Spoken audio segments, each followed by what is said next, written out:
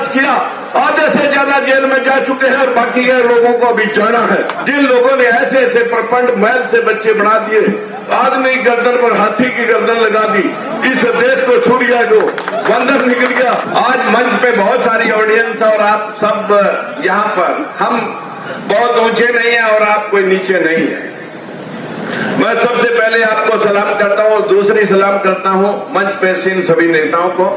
लेकिन आज बाबा साहब के जिस स्वरूप को हम याद कर रहे हैं, उनका वंश आज यहाँ पर मौजूद है। आज भीमराव यशवंतराव अम्बेडकर मौके पर मौजूद है। पूरा जीवन बाबा साहब ने अपने सारे बच्चे गंवा दिए, बहुत मुश्किल एक बचा था, उनका अंश आज आपके बीच में बैठा है। उनके नाम की जरा एक ताली दें। आज भाई किसानों के लिए और हम मजदूरों के लिए हर रोज आपके बीच में वार्ता करते हैं। एक ताली आप भाई राकेश टिकैत, जो काले कानूनों के खिलाफ 1 साल तक संघर्षरत रहे, एक ताली लगाएं। आज मंच में जो सारी ऑडियंस बैठी है, भक्ते साहब बैठे हैं, भाई सुमित रतन बैठे हैं, जिन्होंने आज का पंडाल सजाया है, उनके लिए भी एक कस के ताली लगाएं। मित्रों, हम कौन हैं? हम सब किसान और मजदूर हैं। क्या कहते हैं मजदूर को? हर आदमी की नाक सुकड़ जाती है जब किसी के घर में कोई मजदूर शिरकत करता है, जो इस देश का निर्माण करता है। और विशेषकर मैं अगर जाति की बात कहूं तो हमारे एससी भाइयों में बहुत सारी ऐसी जातियां हैं जो 24 घंटे अपना चूल्हा गर्म करने के लिए सारा दिन मेहनत करते हैं। कोई भीख मांगता हुआ, दान मांगता हुआ नहीं मिलेगा, काम करते हुए लोग मिलेंगे। उनसे हम नाक चढ़ाएं। और जो लोग इस देश को झूठ बोल करके, अंधविश्वास और पाखंड में झोंक करके इस देश का नाश करने, साथियों उनको हम पटरी पे बैठा करके पैर धो करके लंगर जमाते हैं। बस यही देश की विडंबना है। अगर हमारे देश में से बच्चे आज हजारों करोड़ों Canada, America, Australia, German, Japan वहां पर जा रहे हैं, वहां कोई धोख मारने के लिए नहीं जा रहे, वहां मेहनत करने वालों को पैसा मिलता है, उनका सम्मान होता है। इस देश में मेहनत करने वाले की कमर तोड़ दी गई है। बस यही संविधान को लागू करने के लिए आज हम सब यहां पर इकट्ठे हुए हैं। अगर आप चाहते हैं कि इस देश में जो लोग कमांड कर रहे हैं, जो लोग इस देश के हुक्मरान हैं, उन लोगों ने पूरे देश में जहां आखिरी फैसले होते हैं, पूरे देश के 25 हाई कोर्ट, एक सुप्रीम कोर्ट, एक भी जज बैकवर्ड का अभी कोई एक हाथ लगा, एक भी जज 1 अप्रैल 2018 तक तो एक भी जज बैकवर्ड का नहीं लग सका। शेड्यूल कास्ट की भी 23% रिजर्वेशन, 22.5% रिजर्वेशन थी, लेकिन उनके भी मात्र 600 जजों में सिर्फ 18 जज हैं। फिर हम क्या कहें? इसमें तो सारी पार्टियां ली, हम किसी एक पार्टी को क्या कहें? बहुत सारी पार्टियों ने इस समाज को फुटबॉल बना रखा है। आप हर बार सरकार बदलते हैं, लेकिन सिस्टम आप नहीं बदल सके। आपका बना हुआ फुटबॉल और आप ही की वोट के जो इन पार्टियों में बैठे हैं वो बन गए हैं दलाल।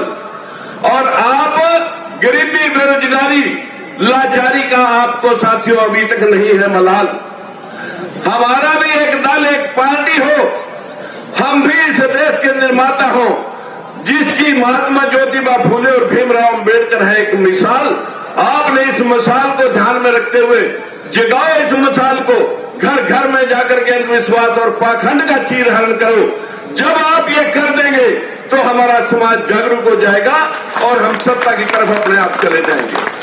बाबा साहब ने कहा था शिक्षित बनो, संगठित रहो और संघर्ष करो। संघर्ष का समय आ चुका है। मैं अपनी वाणी को विराम देते हुए सिर्फ आपसे इतनी विनती करना चाहता हूं, अगर हमारे देश में बार बार आक्रमण हुआ, जिन लोगों ने हमें शिक्षा से दूर रखा, जिन लोगों ने हमें राजकाज का हिस्सेदार नहीं बनने दिया, उन लोगों की संख्या कम थी।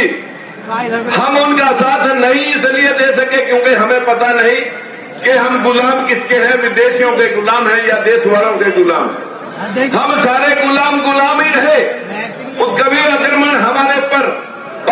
आर्य सभ्यता का हुआ, कभी हमारे पर आक्रमण साथियों इस देश के अंदर मुगलों का हुआ, कभी अंग्रेजों का हुआ, हुनों का हुआ, डचों का हुआ, बार बार हम ही गुलाम हुए।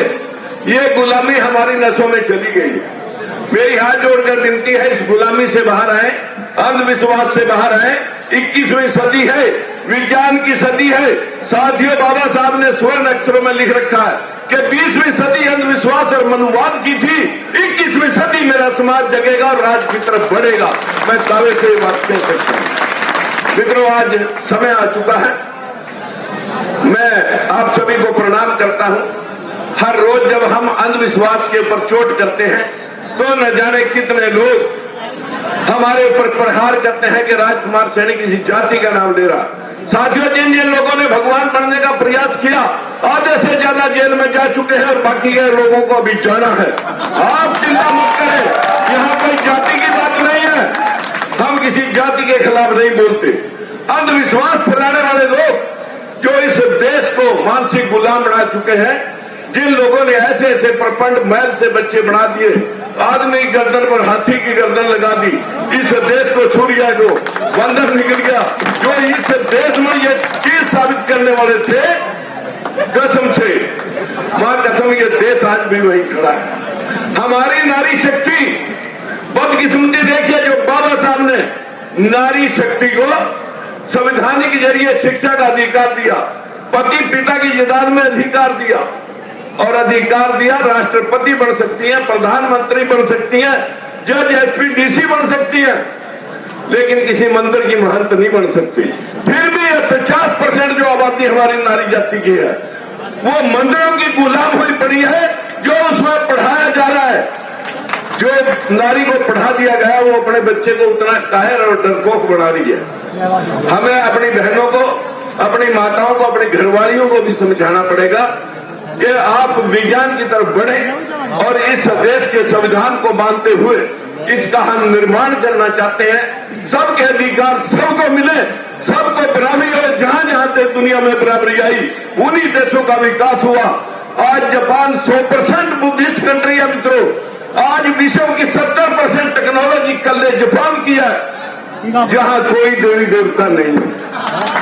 मेरे भाइयों, बाबा साहब ने गौतम बुद्ध धर्म को अपनाया था। हम भी आज आपके सामने, वैसे तो मैं 1 साल पहले से बौद्धिस्ट हूं और आप सबसे भी अपील करता हूं कि आप भी बौद्धिस्ट बन जाइए और इस देश का निर्माण करिए। नमस्कार।